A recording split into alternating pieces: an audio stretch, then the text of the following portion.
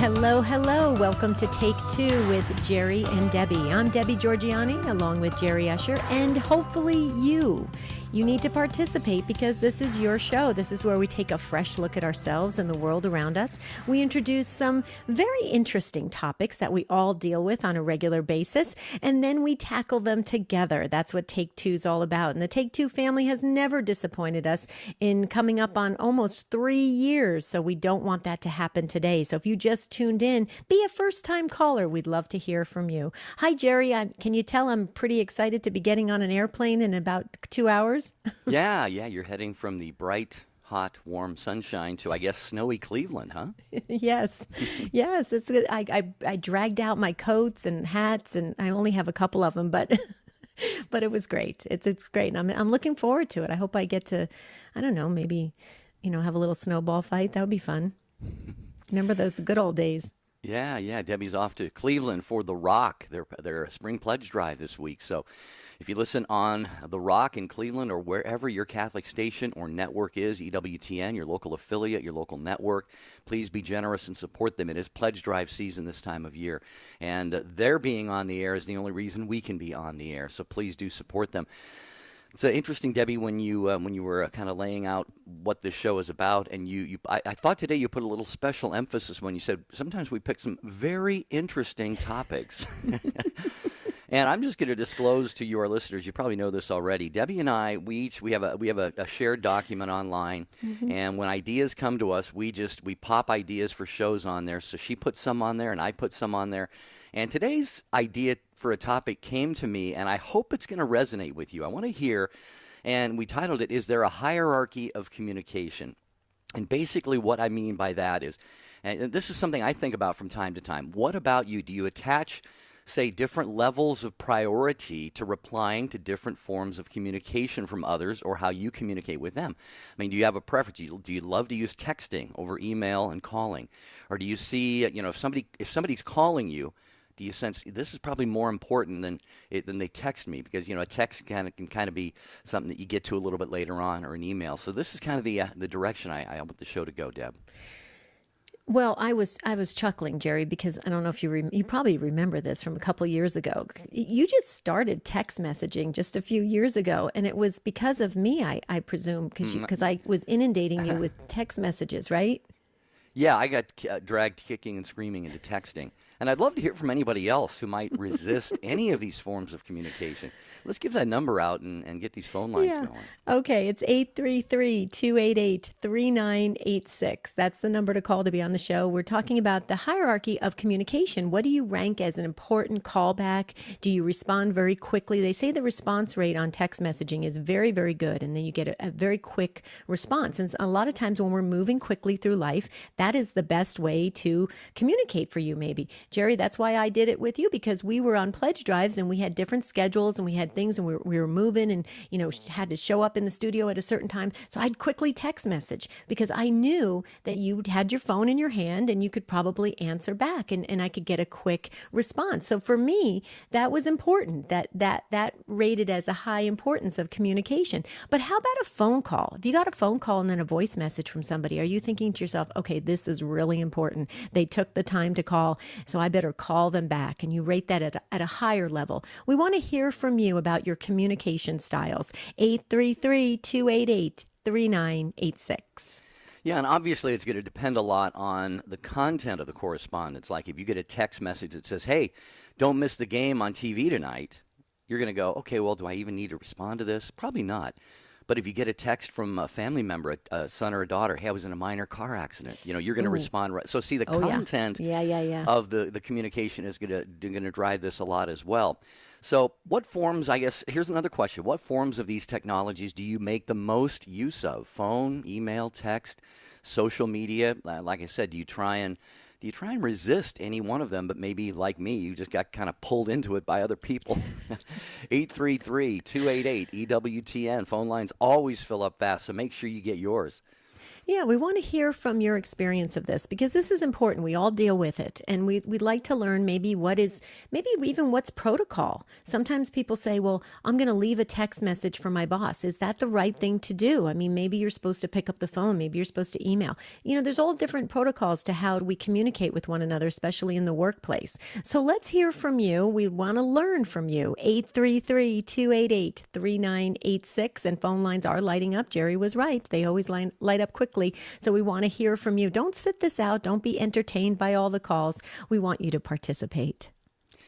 Yeah, and we always try and have a faith or a spiritual tie-in. And Debbie, I think a couple for me are, this gets really, in a sense, at how we treat other people, because we can kind of hide behind text messages and emails and voicemails and things like that. We could see them right away and wait several hours to get back to somebody, just and they don't know, whether we're busy or not, and we may be, in most cases we are. And if I want to apologize right now for anybody that I owe a voicemail, return call to, because Thank you. I was waiting. Yeah. But, I think it touches on, respecting others, not only in getting back to other people, but in how frequently maybe we reach out to them, just respecting privacy and boundaries and things like that. So anyway, interesting topic. Yeah, it is a very interesting topic. I'm glad you thought of it, Jerry. Let me ask you this question, because I was always under the impression that when you send a text message to someone else, even if they don't respond right away, isn't there a way you can see if they saw it? Because the reason why I say that, because I think some iPhones, it actually says, oh, this was read by or whatever, something like that. Is that right? I get sometimes when I read a text message from people, it'll say like a read message, send confirmation that you read it or something. Oh, so I can either click, OK or cancel, So in that way, then I can indicate to somebody that I read their text. Yeah, I'm not sure how to set that up on my phone. But yeah, I suppose there are. Emails, right. I don't know. Voicemails, probably not. But right. Anyway. But text messages? No, because I was just thinking, because you had made the comment, well, what if you don't get back to somebody for a couple of days? Well, what if you have these technology where you can tell that you read it? That wouldn't be a very good excuse. Well, and what does it say? If they've read or heard right. your message, and a day goes by, and 2 days, and 3 days, and again, a lot of it depends on the content and what you're trying to correspond, communicate to somebody. But anyway, who wants that last open phone line? We're going to go first to Jerry in Cleveland at 833-288-3986, talking about a hierarchy of communication. The reason for our hope, with Father Larry Richards. Every day of my life since I was 17 years old, I've spent an hour a day minimum with the God of the universe. I would die for him, that which I'm most afraid of. I would die for him in an instant, because he's the most important thing in my life. I know him. And see, that's what it ultimately comes down to. What about you? Where are you at with this God? Because that's the ultimate question. Does God exist? Doesn't he exist? Is Christ God? Isn't he God? Is there life after death? Is there not? Is this all a waste of time, or is this all for a purpose? What's the purpose of life? And so in the Catholic Church, the church has taught us from the beginning, who made me? God made me. Why did God make me? God made me to know him, love him, and serve him in this world, so I can be happy with him forever in the next. The first purpose of life is to know God. Jumpstart your faith. Now coming to a parish conference or retreat near you, world-renowned Catholic radio host Jerry Usher. It's not enough to stop doing whatever it is that's keeping you from union with God. For most of us, there are serious issues that need to be addressed first in order to be able to embrace that life of virtue. All those things we're all called to, but which every one of us struggles to achieve. Invite Jerry Usher today. Contact thirdmillenniummedia.com.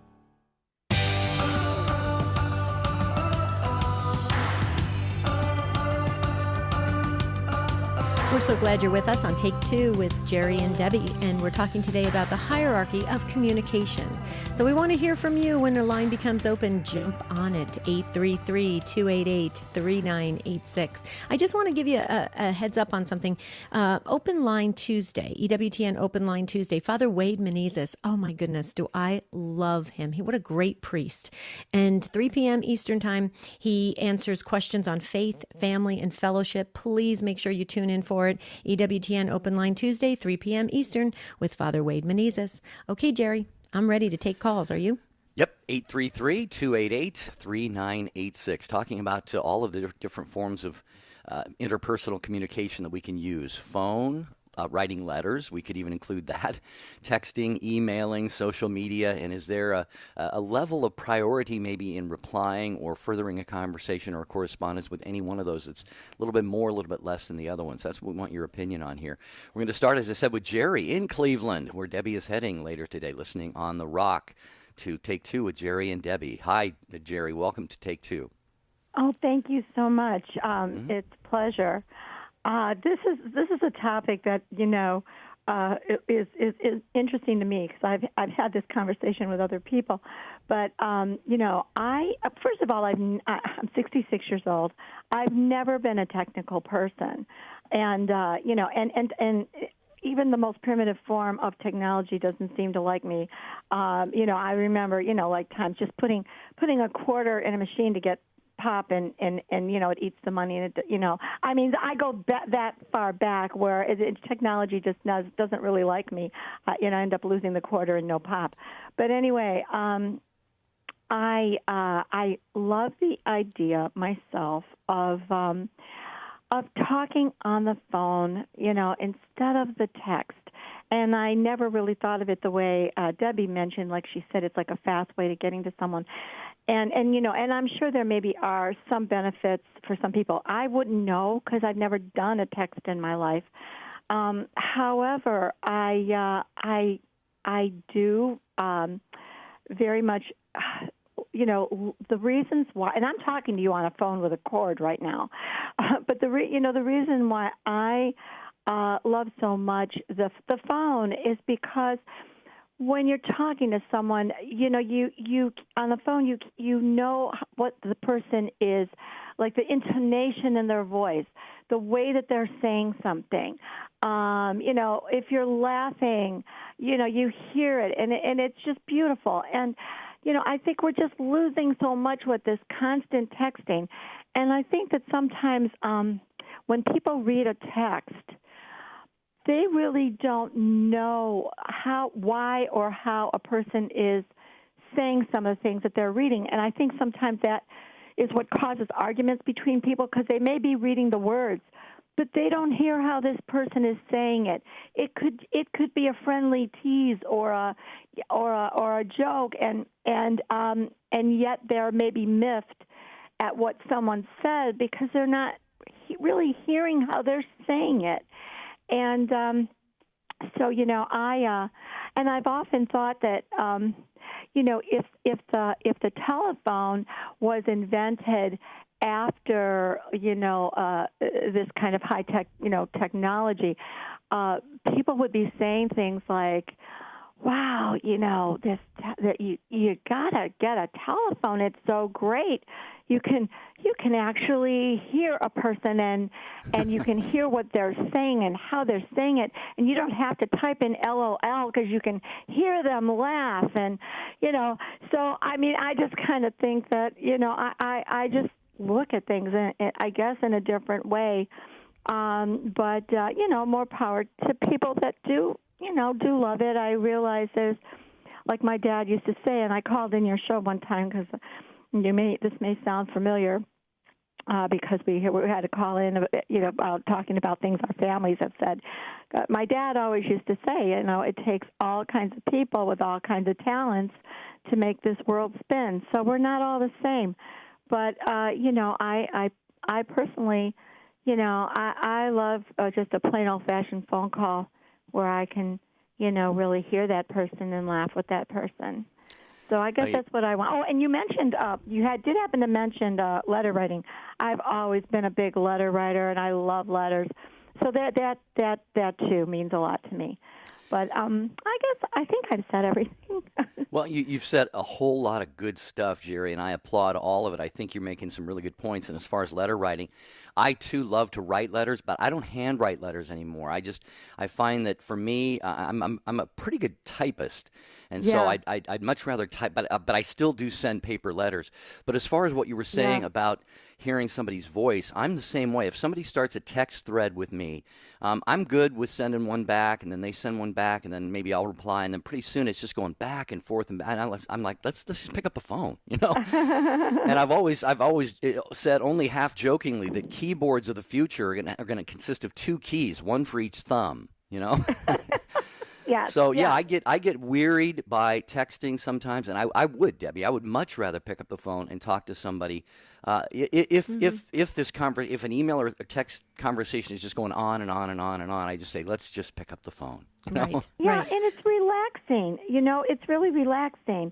And you know, and you know, I'll tell you with some of the texting too.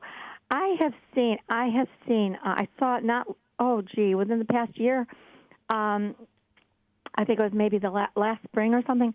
It was she was a girl riding a 2-wheeler bike in the middle of the street with her head down, texting. Oh, I that's mean, dangerous. these are dangerous things. These kids Yeah. are getting caught up in things that they really, you know, should modify how they Right. use these things, this technology. And I have also seen busy streets where, you know, younger kids are crossing.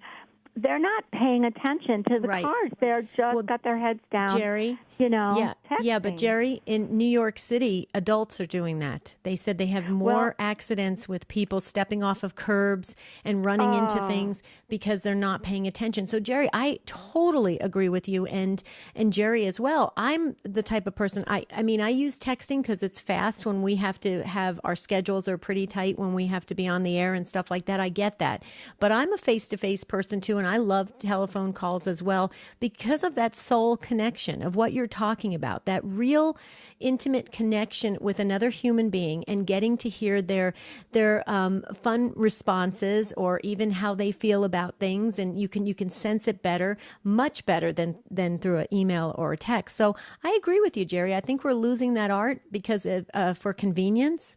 We've traded it, and it's unfortunate because we miss out on just the wonderful experiences we can obtain from connecting soul to others.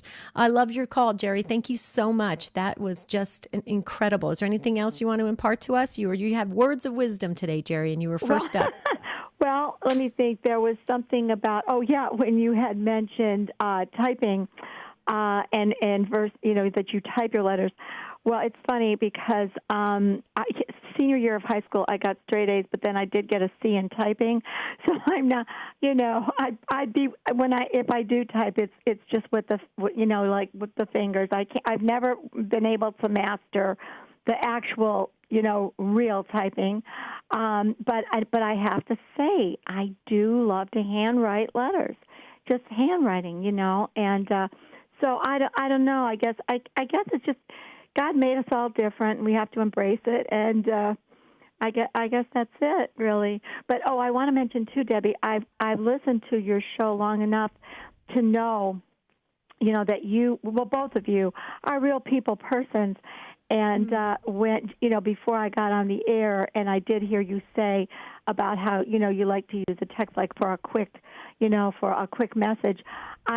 Believe me, I knew that you are a real people person, and when you said that, I knew that.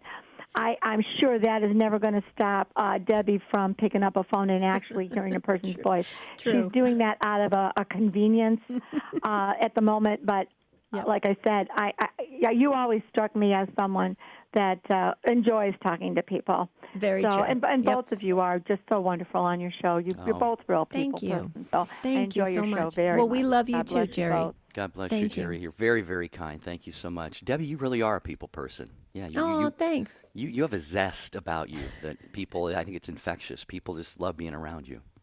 Did it embarrass you the first time we went traveling together in an airport? Because I talked to everybody. Did it? Because I looked at you one time, and you kind of seemed like, "What is she doing?" Well, it's funny you'd mention that because I'm really I use it as an excuse. I use the fact that I talk for a living. So when I'm on an airplane, I'd prefer to maybe just put my sleep mask on and, my earplugs in and get a little sleep or read the newspaper or something. I don't mind talking to people, but, there are times when I'm just like, I just want to just want to Decompress. decompress, for a few minutes, and I get it. You just engage with people. I think it's great. No, I think it's great. I wasn't I'm a embarrassed at all. curious nature. I've always been that way. I'm the youngest child. What can I say? Thank you, Jerry, again. Great call. And next up is Ron, our friend Ron in Los Angeles, listening on Sirius XM 130. Hi, Ron. How are you doing? Welcome. Good morning, you two. Hey, Ron, did you call and chastise me for owing you a return voice phone call? No, I'll leave that up to you, how you want to handle that one. My apologies, friend. I will get back to you. No problems. Look, I figured this topic was wonderful, but Jerry stole all my thunder. I think, except for the technology issue, she's about covered every base that I was going to go for. But the irony is, I value a phone call above every other type of communication. Handwritten letters I haven't done so long. Part of it has to do with not being able to get any stamps anymore for that part. But since I'm not in social media, the email is the only next thing that I have to work with. And so I can send little blips back and forth to do some follow-up, and sometimes I might end up with a short conversation with somebody. But, yeah, the phone call is the next best thing to the face-to-face contact, and it allows me to be able to get an idea of what the person's going through on the other end, how they feel about themselves, about me, about a circumstance. And there's more of a reality contact issue there. So I'm very grateful when I'm able to have people to communicate, and part of it also is the fact that now being homebound for a number of years due to various types of disabilities, it's a bit of a challenge to be able to get out there and be a social butterfly, as it were, which I never really was much. But now it becomes more important to have that kind of communication because of the inability to do so on a live person-to-person basis. Right. Well, Ron, thank you for calling the show today, and thank you. I know you're a very faithful listener every day, and we do keep you in our prayers, even though I know I'm a little bit behind in my correspondence with you. But I always try and get those emails back, and I do eventually always return those phone calls. But you're right. I think, the more intimate communication we can have. Jerry was touching upon this as well. I think the more intimate, the better. Nothing wrong with texting, emailing, posting on social media. Nothing wrong with any of that. But I think it shows a deeper interest in the other. If we take the time, that's a big part of this, Debbie, is taking the time. To pick up the, it's just real quick to send off an email or a text. Right. But if you get on the phone, maybe you're going to be on the phone for 15 minutes, 30 minutes, getting caught up with somebody. I had a voicemail yesterday from a dear, dear priest friend of mine. We were in broadcasting school together. Oh, wow. So I no way am I going to respond with an email or a text. I'm going to call him back because we have that level of friendship, and he is I want to respect him in that way. So he reached out to me by phone. Well, I want to introduce something to the two of you real quickly, and help me out with this, because I've always struggled with this. You just made the comment about, Jerry, you just said about taking the time, and Ron, you were sharing that too, that you like that phone call. What if you only have 10 minutes and you do want to call? Like, let's say I only have 10 minutes and I want to call Ron and I want to say, Ron, how you doing? But I know that I have to be out the door in 10 minutes. What is the best way to temporarily end the conversation? I mean, I've always found it difficult, and I end up staying on the line, 20, 30, 40 minutes. I end up missing my appointment, and now I'm all frustrated. Ron, help me out with that. Or Jerry, I would love to hear what you guys have to say. Yeah, Debbie, what I have found, because I've had those personal experiences, now I don't usually have anywhere to go unless I've got a medical emergency on hand to deal with, especially with my father beyond myself. But I've had those types of phone calls with a friend of mine who's very busy, who's got a business of his own, and often he will pick up that phone, and when we're playing telephone tag, or at least tag with the emails, he'll call up, or I'll reach him, and he'll say he's on his way to such and such a place, and I've only got a few minutes. So right up front, you get to tell the person, yeah, I've got this going on. When you reach your destination, you just simply would say, I'm glad we had this moment to catch up, but I'm at my place now. But if I've got a chance, I'll give you the call back, and we'll finish this conversation. That's usually the best approach that I've found that works. It's up front. You're not trying to make excuses. You've already let the person know up front what's going on. and it really helps the issue. Let the person know that, if I'm making the call to somebody, they're telling me, I'm interested, I want to talk to you, but I do have a limited amount of time. So get it out in front, and that helps. Okay. That helps me tremendously. What do you think, Jerry? Well, Ron will know this from experience, and I agree. I think that is a very courteous and respectful way to let somebody know that, hey, this call has to end in 10, 15 minutes, 5 minutes, what have you. One of the reasons, I've told Ron this, why, and other people as well, why it may be a while before I call them back is I want to I want to respect them in a different way, and that way is I want to make sure that I have a window of time to call. I mean, I could very comfortably and easily say, hey, I got 5 minutes for you, but I think, and when that's necessary, I think that's great. But I would rather, maybe wait a couple days, and I look at my calendar and I say, you know what, I've got a 2-hour window there between appointments. I can give somebody 30 minutes if that's what the conversation dictates, Okay. So. Yeah, there's different ways of looking at it, but I think Ron is correct, and that's just how I approach it. Yeah. Well, thank you, Ron. Thank you so Thanks, very Ron. much. Yeah, we appreciate it. Love hearing from you. And this is great. We're learning. We're growing. This is Take Two with Jerry and Debbie and you. So participate. When we come back, we're going back to the phones.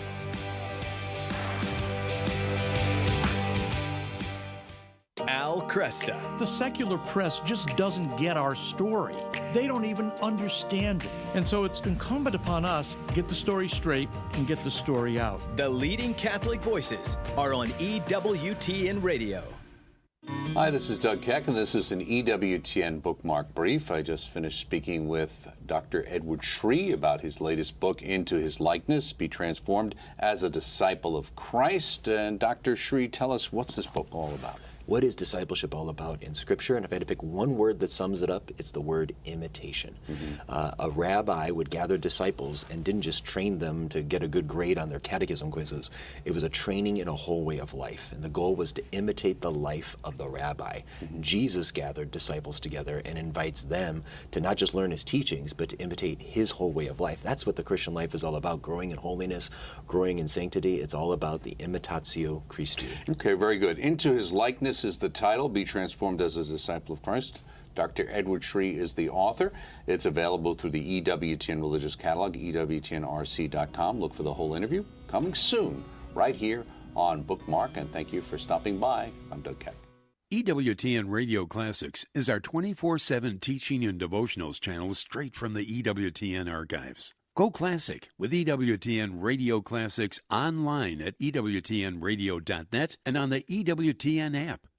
Catholic radio gives us an opportunity to become part of a larger family. It can be so lonely when we are struggling in our faith or just try to live our faith on our own. But Catholic radio connects us to that larger community of faith where we're able to get the support, the encouragement, and the grace that we need to not just struggle on, but to really celebrate all the blessings that God brings into our life through our Catholic faith. Dr. Greg Popchak thinks Catholic radio is important. So should you. I'm Brian Patrick. And I'm Gloria Purvis. Next, Dr. David Prentice of the Charlotte Lozier Institute. And author Joe Sikora on his book, Defying Gravity. Morning Glory on EWTN Radio. Now back to Take Two with Jerry and Debbie.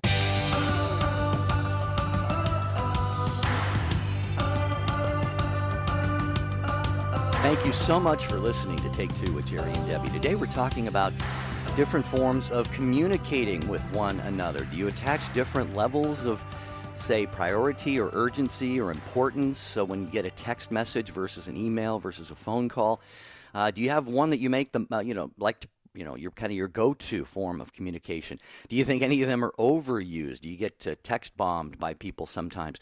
Are you the type of person who has to handle any form of communication right away, or else they could pile up on you, or you might forget about them? These are some considerations that we're talking about at 833-288-3986. Okay, so I just remembered something from my childhood. My girlfriend in elementary school, her mother used to say when she would finish a phone call, she would say, "Bye for now." She would always say, bye for now. Yeah, and I love that. I'm going to use that because I don't like saying goodbye. I just feel like it's so final. So I'm going to say bye for now. What do you think? I usually say God bless. Oh, okay. Well, you can say God bless. I'm going to say bye for now. How's that? Sure. Okay. I just dawned on me. See, you remember things from childhood. Okay. Michelle in New Bedford, Massachusetts, listening on Radio Cor Maria. Hi, Michelle. Welcome to Take Two with Jerry and Debbie. Hello. Thank you for taking my call, Jerry and Debbie. I had to chime in on this conversation because I, like many others, have very strong feelings about this subject, particularly with the texting. I myself prefer to phone call. It's probably because, I'm not a millennial. I was born in the 70s. So I still have that custom rooted in me, like to actually talk on the telephone. But I find that it isn't just the young ones, the millennials and all that are saturated in all this texting, but also the adults. I could give a good example. I met a good friend through Facebook, the Facebook app, and I met her back in 2012, and it was quite unusual how we hit it off right off the bat. Because, for one, I'm very selective with the people I talk to on Facebook, and it takes a while to really, earn my friendship because I'm kind of like a loner. So we hit it off, and, right away, the first day we talked, we were, already into, an hour conversation through the inbox on Facebook. And the friendship continued from there, and we've always had heartfelt conversations, thought-provoking conversations, and we basically would become like each other's diary. We would tell each other everything. I feel that she is about the only one on this planet that knows me as well as she does. But there came a point where after all that texting, so we went from Facebook, then we went to WhatsApp, and we did more texting. And then after a while, I finally said, why don't we call each other? And at first she was hesitant. I had to pull teeth. She finally did call. But to make a long story short, she's a couple of years older than me. I'm in my 40s. In the 5 years I was friends with her, she might have called. We might have talked live on the phone 4 or 5 times. And that's partly her fault or on her end, because she would always give me this excuse, well, I don't really like using my voice, or she would say,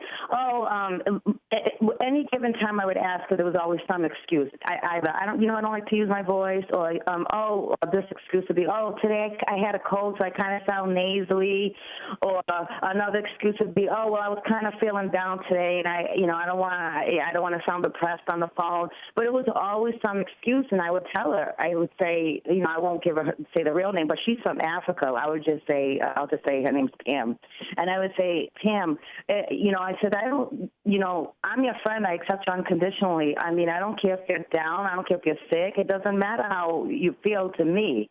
If you're not calling me because you're afraid to show whatever side, don't feel that way. I said, you know me so well. I know you so well. We shouldn't be at this point in the friendship. So I finally got to the point that I started to lose interest in the friendship, because I feel like texting is only one layer of your friendship. It adds a certain flavor to your friendship and a certain convenience. But you need to have that voice-to-voice conversation too, because there's a lot of times that texting gets misconstrued, and then you're like, what are you talking about? And you said this. I said, no, I didn't mean like that. And then you have to reiterate your whole conversation, which takes another 20 minutes. You could have reiterated that conversation in 5 minutes over the phone.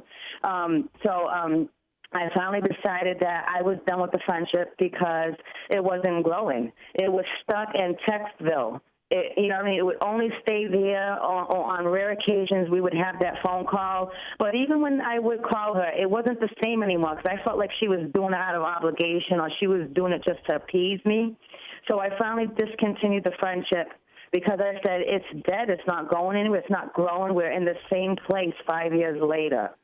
And Michelle, I think all this texting is just making us emotional cowards to one another. Well, Michelle, it's funny you would say that, because I I just typed a note over to Debbie that said, some people are more comfortable getting close, in quotation marks, close to people on social media, but not in real life. And I think that's true. And it's maybe a place where people can be a little bit more comfortable in developing those friendships, and maybe they don't have that same ease if they get on the phone or have face-to-face meetings. So.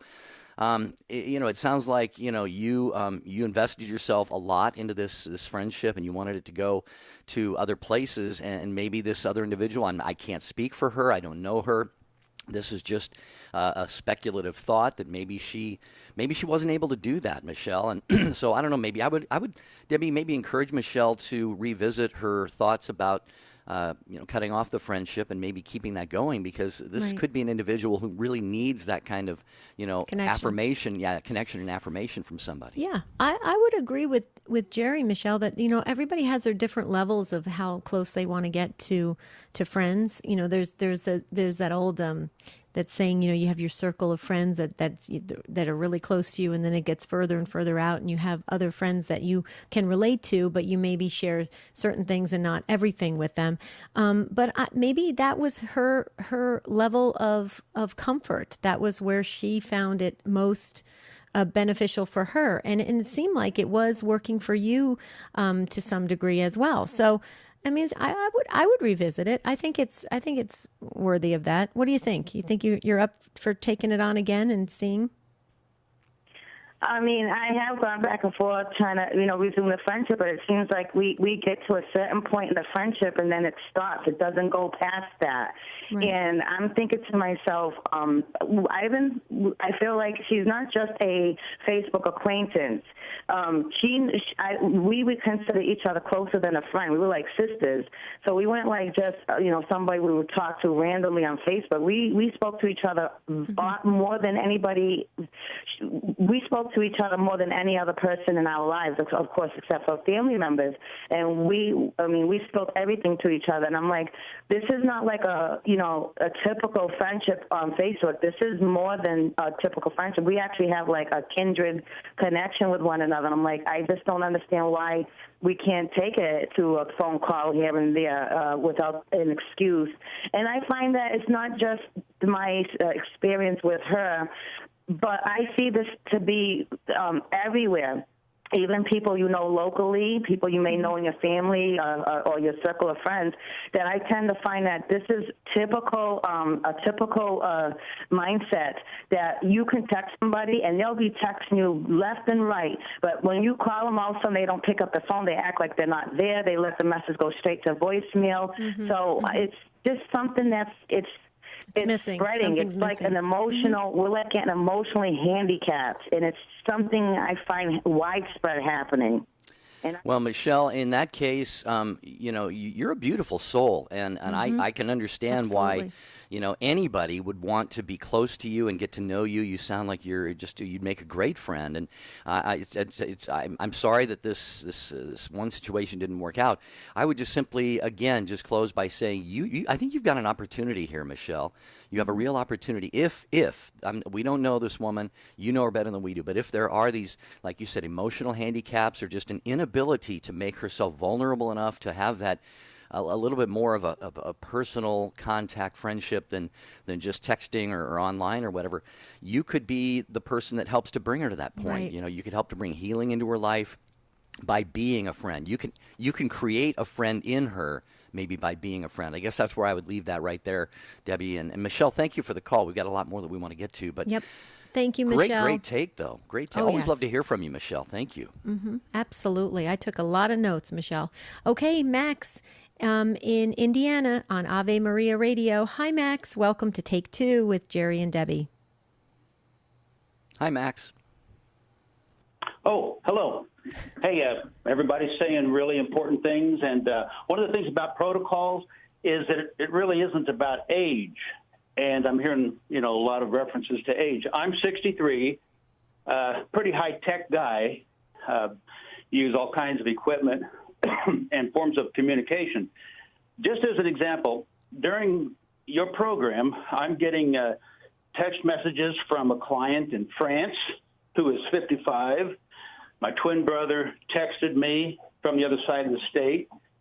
And we're handling different kinds of business and just, just shooting the breeze.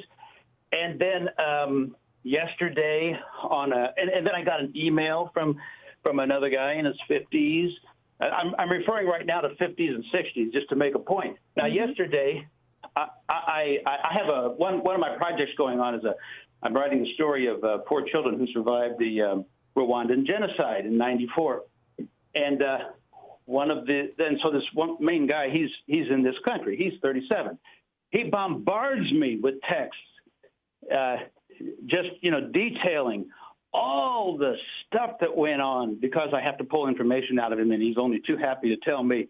But he's doing it by text, and every once in a while he'll put in an emoji in there, like somebody just bawling their eyes out. Now he's not afraid to call me. In fact, sometimes he comes over. Many times we get together in person. All right, so he's 37. Then he hooked me up with somebody in the Rwandan government, which I'm going to go over and meet, who is well-placed for talking to about all these things. It has many connections. And that guy is probably 52, and he said to contact him by text or email or by phone. through an app, not a regular phone. So, it's really all over the board, and I think it's wonderful because, once I find out what people's preferences are, they may have one thing, or they just may do it all. Right. Well, Max, I think what you're really trying to express is that Jerry and I are both in our 50s as well. And I just want to say that you're trying to say, don't bury us yet. We can learn this stuff, right, Max? Right? Well, and let me add one thing to that, and that is that there's a perception that younger people are really great at technology. They're not very good at technology when it comes to actually producing useful things. They can be among the worst. Everybody has to learn that. Being young is no advantage. Wow. Hey, Max, when you finished the manuscript on what happened in Rwanda, would you just send us an email and keep us updated on it? Yeah, that one I probably won't finish until, sometime mid-year next year. Okay. Because of other ones. But I appreciate that's a compliment, and I will do it. Yeah. Well, God willing, we'll still be here. Yeah, and Max, you're doing great. This is the first time I've ever listened in. Wow. Thank you. By the way, where is you're in New Palestine? Is it Indiana? I'm just say Indianapolis. Oh, it's near Indianapolis. Okay. Good, yeah, good. Basically, Indianapolis, yeah. Well, I loved your take, Max. I loved your take because you got a lot of enthusiasm. You have a real passion, a zest for life. I mentioned that about Debbie earlier in the show, and you have really embraced all of this. And I love the fact that you have that flexibility. You look for a person's sweet spot. And if they like to communicate via text, that's what you do. Email, that's what you do. Phone, or if it's all of them. So, yeah, I love that. That's really good. And I think we all really should be that way ultimately because everyone's got their different likes and dislikes, Debbie, and well their versed in. So yeah, yep, exactly. in all different platforms. Okay, I just have to ask one more question, Max, before we let you go. Are you an identical twin or is it fraternal? Identical twin, and we have the same name. Oh, what? Really? How do you? You have same name. Okay. Yeah. So you mean you have Max number 1 and Max number 2? Yeah. Yep. Wow. Same first name, same last name. Very cool. That must have been fun in high school. No, it wasn't. But listen, since you brought it up, I got to tell you something. When my brother moved back from Pennsylvania, I said, do not move in the same county. And it's because, you see, when we walk with our wife somewhere, then people think we're running around on our wife because, they mix us up. Oh, so my it's serious. goodness. Right. No, So he lives. Yeah. Wow. So he's 100 miles away. Oh my goodness. Well, I actually had that thought when you mentioned identical twins with the same name. I thought, oh my goodness, the fun you could have, but the trouble that could cause as well. Max, thank you so much. Don't be a stranger. Listen to Take Two with Jerry and Debbie, and call us again sometime. We do keep us updated on that manuscript. We'd love to hear from you anytime. Yeah, wow. You know, Catholic radio is, EWTN is everywhere. That's one of the slogans, of EWTN. And one of the reasons EWTN is everywhere is because of you, dear friends, dear listeners. Many of you are already media missionaries. Now, what that is, that's somebody you can actually, and it really is missionary work in this country that we live in and around the world. If you are spreading the word, getting the information out about EWTN, you are really, truly a missionary. And what you do, an EWTN media missionary, is someone who signs up. You get a little bit of training. You get supplied with all of the resources that you need to get news and information about EWTN programming in parishes, in the community, through print and electronic media that EWTN provides to you. You don't have to invest any money, just a little bit of time. So if you want to learn about that, go to EWTNmissionaries.com. EWTNmissionaries.com, and that'll get you right to it. Sounds great. Okay, Pat in Cleveland, Ohio, listening on The Rock. Hi, Pat. Welcome to Take Two with Jerry and Debbie. Hey, Debbie, it's already warming up here in anticipation of your arrival. Oh, great. Thank you. So the Arizona sun is going ahead of me. That's good. I need that, Pat. Thank you. That's right. And your warmth is already affecting everything here. Oh, bless your heart. My preference, there are some people I know who talk too long on the phone and I can't get them off. Those people I prefer to text. But do they know that? Maybe they know that. Do they? Some do, some don't. Oh, okay. Well, but on the other hand, if I want to have a written record of what's been going on back and forth, then email or text is always best. It's funny you would bring that up, Pat, because Debbie, you will remember me saying this occasionally. I kind of lament sometimes that, in our busy lives, one thing that I really don't like is, I call it the 30-minute, 5-minute phone call. Yeah.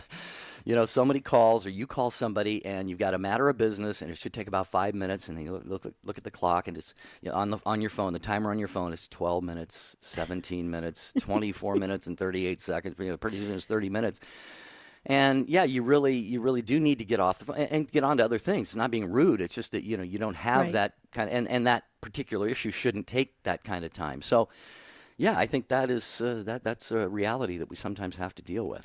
Yeah, and Pat, you could always be like, I have a sibling that when she gets tired of listening to you on the phone, she puts you on speakerphone and she starts doing housework, and you can hear her doing housework. So there's always ways to make it work. But Pat, that's interesting though, because I do think we need to respect each other's time, and that's important. If you know that somebody has a really busy schedule and they have carved a block of time for you to handle some business or even talk about just personal things, you want to respect that time. I think that's really good. I think it's healthy to say it up front. I love that, like what Ron was saying, just to kind of say it up front. Hey, do you have 15 minutes? No, I only have 5 right now. Okay, well then do the 5 and watch your clock and be off, and maybe there'll be another 5-minute conversation much quicker than the next time. What do you think, Pat? Absolutely. Whenever I call anybody, I always say, do you have a minute? And sometimes they'll say, I have just a minute. Or they say, I got plenty of time. And I try to work works for best for both people in that conversation. Sometimes I have just a minute. I say, well, I'll call you back then. They say, okay, call me back at 3 o'clock or something. Yeah. Right. Yeah, see, I love that. I'm going to start doing that right up front. I think that's really good because I think it's healthy to do that. Then people know where the boundaries are, and then you can participate in the phone call and not feel stressed because you either know you have that block of time or you only have a minute, get the information out and get going. Yeah. I think it's great. Pat, that was an awesome take. I took a bunch of notes on that one as well. This is a great show for me anyway. Yeah. Thank you, Pat, for that. We do actually just got an email from, if you remember, our caller, Vangi, who's originally from the Philippines. Mm-hmm. She says, hi, Debbie. Hi, Jerry. I feel blessed with all the ways we have now when it comes to communicating. Not sure if you remember me, but I called before about how do you radiate joy. I remember that call very well. I'm originally from the Philippines, and the way I keep in touch with my family is through FB, Facebook. It's free, and I can sometimes use the messenger to video chat them. It's wonderful. With my husband, while he's at work, we are constantly communicating through text messages, and my oldest daughter, who is taking college courses. She even made a special customized sound in my phone, so I'll know it's her. Nice. And she was on to have a few other comments on there. Handwriting has more personal touch to me than anything. God bless you both. Well, Vangie, thank you from Madison, Ohio. Great to hear from you. Oh, I just love this. I'm really learning. Did you feel like you're learning from this show today? Yeah. This is every day. I marvel, Debbie. I marvel at how blessed, and I know you do too, how blessed I am and we are by the fact that this show, as we always say, this show is not our show, really. We put something out there, we share a couple thoughts on it, and then we really invite you, our listeners, to take it from there, and you do it. You do a great job every day. Yep. Thank you for the participation. Can we get to another call or no? Yes? No? Well, maybe? I don't know if we got a little bit of housekeeping to do before we before we close the show. In fact, how about this? Can I talk about this? Tomorrow's show, I think, is really, really an important show. And it's we're not excluding first responders or anything like that, because you guys get to save lives all the time. You men and women out there, first responders, you're saving lives and helping people. And my goodness, how you helped my mom when I had to call the paramedics. Thank you. I can't thank you enough. We're talking about saving a life tomorrow, about if you just happen to be in a restaurant or at a swimming pool or someplace, public place, and somebody was in really bad shape, and did you step up and help to save their life? We're talking about what that experience is like, and it came about, Jerry, because I was actually watching a documentary when this person who had no intention of ever helping this other soul, was a drowning, almost a near drowning accident, and they jumped into the water and they saved this person, and they said the feeling was so incredible of being able to be that close to another human being, to be able to be so instrumental in keeping their life alive, that they said no words could ever describe it. So I thought a show would really, we would all benefit from learning about others and their experiences if they ever got to save a life. What do you think? I hope that we get participation, like you said. It's one of those shows that there may or may not be people listening who have had that experience. But like you said, not to exclude first responders either. So, police, firefighters, paramedics, people like that. Certainly love to hear from you as well, because we are the human family. We're a community, and when we have emergencies like that, we can thank God that there are people, whether they're innocent bystanders or those who are paid to do it, to come out and really give us a hand. And I just want to look ahead too a little bit, Debbie, just for our listeners' benefit, at some other shows that we have coming up, because that is tomorrow, that what Debbie talked about on that would be Thursday. We're gonna talk about spouses living as singles. I have known some couples, Debbie, who are married. They have a fine relationship, but the spouses will kind of vacation solo, not together, and they have a lot of different interests and people they hang out with, and all of this there's nothing wrong with it, but it's just an interesting phenomenon, So spouses living as singles, and we want to hear if there's anybody who is in that situation and how it's working out, how you're making that work. Yeah, that's going to be an interesting show. And that's Thursday? What's Friday? I'm just curious. Can you look up Friday? Friday's show is I Can't Live Without It. What's the most useful thing you own? Uh-oh. We can't use the cell phone, right, Jerry? No cell phones count.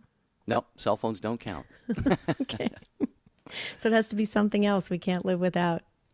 Okay, that's fascinating. What a great week. Well, dear listeners, just wanted to say thank you so much for the prayers for my mom. Thank you. She is making great progress. So thank you. Please, if you can keep up the prayers, we very much appreciate them. And also, please pray for The Rock.